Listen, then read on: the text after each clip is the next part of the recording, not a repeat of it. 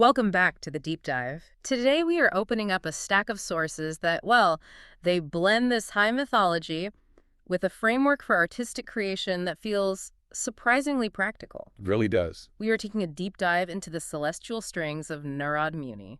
And when you hear that name, Narad Muni, you probably picture the sage, right? The cosmic messenger who's always traveling. Exactly. He just pops up across all three worlds, heaven, earth, the underworld, always with his veena. And always, stirring the pot just enough to push the story along. But if you are a creative person, maybe a musician or a writer, anyone really who's trying to find that core of sincerity in your work, this deep dive is going to show you a completely different side of him. It will. Our source material really focuses on this deep connection between Narad, his music, and this philosophy of pure devotion. In Sanskrit, it's known as bhakti. So we're not just studying history here. No, not at all. We're trying to extract functional, timeless wisdom, something for anyone interested in that intersection of, let's say, spiritual discipline and real creative output. Yeah. So our mission today is really to see how this ancient figure challenges our modern way of creating things, this consumption-driven process we're all in. Right. And the question we're asking is, what if our art is meant to be an offering and not just a performance? It's a shift in perspective that really changes everything. Okay, so let's unpack this, because to really get the weight of his advice for modern artists, we have to start at the beginning. He wasn't born a deity or a noble. No, not at all. In fact, his origin story suggests his power comes from a place that's, well, radically accessible to everyone. Accessible how? The foundational texts, the Puranas, they tell us he wasn't born a sage. He was the son of a very humble maidservant. A maidservant. So in that ancient world, that kind of lineage would give him absolutely zero status. Zero. He started from the absolute bottom rung. His birth was ordinary, but his destiny became extraordinary. So what was the turning point? Well, the critical transition, the moment that set him on this divine path, it wasn't some great feat of strength or, intense intellectual study. It was proximity and deep, sustained listening. Listening. Tell us more about that. As a boy, he served these wandering sages. And he didn't just, fetch their water or clean up. He would sit nearby and just absorb the spiritual stories and the wisdom they shared. So he was learning just by being exposed to it. Exactly. Through silent internalization. It's a kind of learning that requires incredible humility and really intense focus. Wait, so this wasn't formal study or some high-caste mentorship. Yeah. It was purely focus and devotion to the act of listening itself. That's it. It suggests that true transformation doesn't depend on your external status.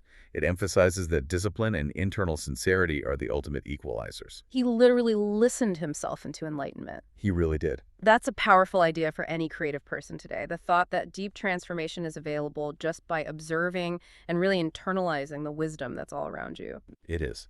And his dedication just became total after that. The next big moment was when his mother passed away. Okay. He was suddenly free of all domestic duties. And he just seized that freedom. He went into the forest and dedicated himself completely to meditation and devotion. And the culmination of all that focus. That path led him to achieve the status of a Devarshi. A divine sage. A divine sage, yes.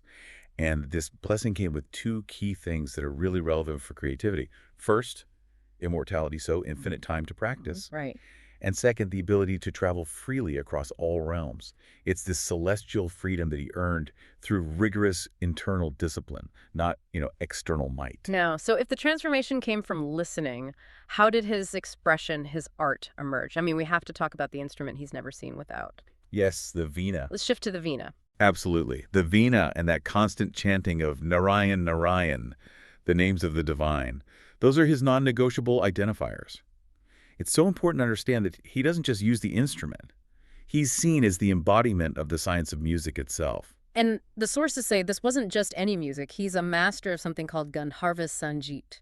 What does that mean exactly? Well, Gandharva Sangeet is often just translated as celestial music, but that kind of misses the point. Okay. It refers to a highly sophisticated system of sound that's in perfect alignment with cosmic laws. It's music that's designed to evoke a profound spiritual emotion, or rasa. So it's not just beautiful, it's structurally and spiritually resonant, the highest possible form of music. Yes, but here's what should really grab the attention of every modern creative. It's the philosophy behind his playing. For Narad, music was the most efficient path to the divine. It was never about entertainment. Never It entertainment. was the offering itself. And that's so different from today. I mean, we operate in a creative world that's obsessed with rapid output, with going viral, with streaming numbers. We treat art as a product. A product to be consumed and judged, right. And Narad's philosophy is this radical counterpoint to all of that. For him, the whole intention, the engine driving the music, was bhakti. Pure, selfless devotion. Exactly. Which means the success or failure of the piece is, well, it's irrelevant. The only thing that matters is the sincerity, the heart that you put into the creative act. So in creative terms, bhakti means prioritizing the purity of the process over the outcome. Precisely. The sources are very clear on this. His veena was played to connect the musician and the listener to the divine, not to impress or get famous. When the intention shifts from external validation, Your internal connection, the whole creative process is purified.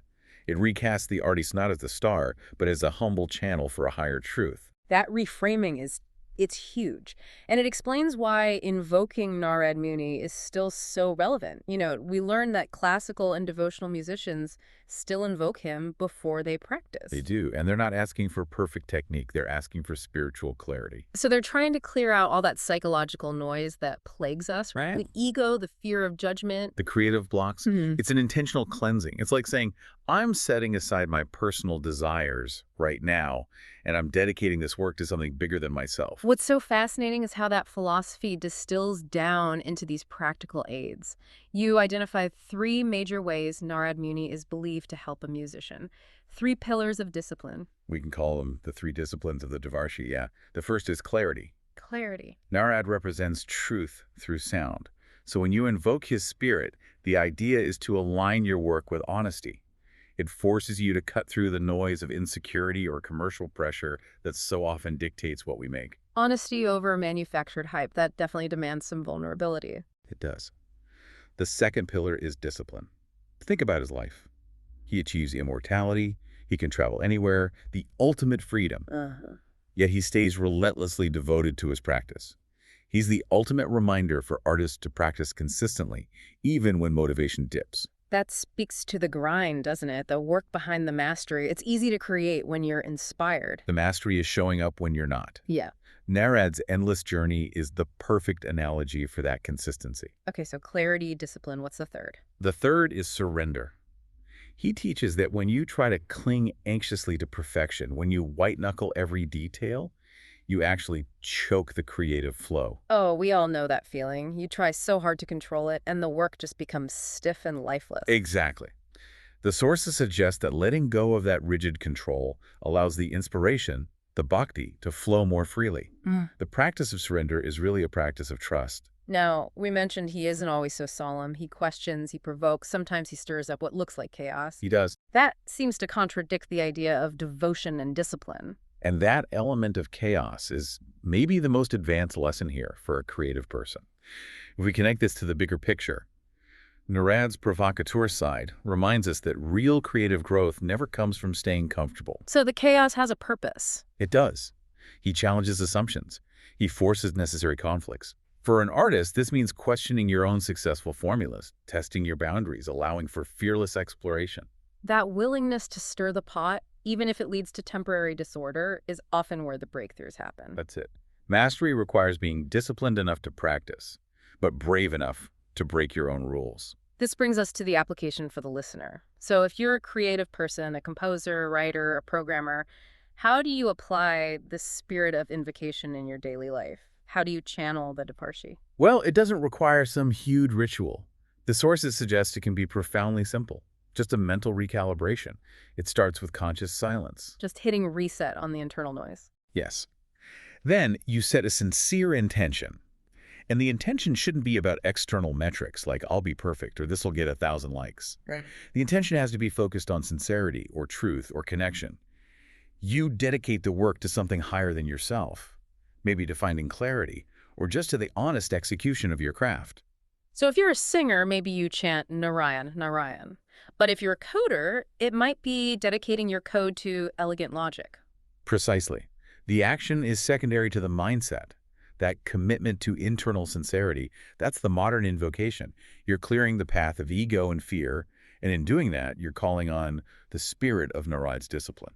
That just beautifully reinforces the whole idea we started with. The veena teaches us that art isn't just something we do, it's something we offer. And the power of that offering is transformative. It changes the experience. For the listener, sure, but maybe most profoundly, it transforms the personal experience of the creator. So what does this all mean? I guess the main takeaway from this deep dive is that when you approach your craft with that clarity, discipline, and sincere surrender that Narad embodied, the quality of your work and your own fulfillment, it shifts radically.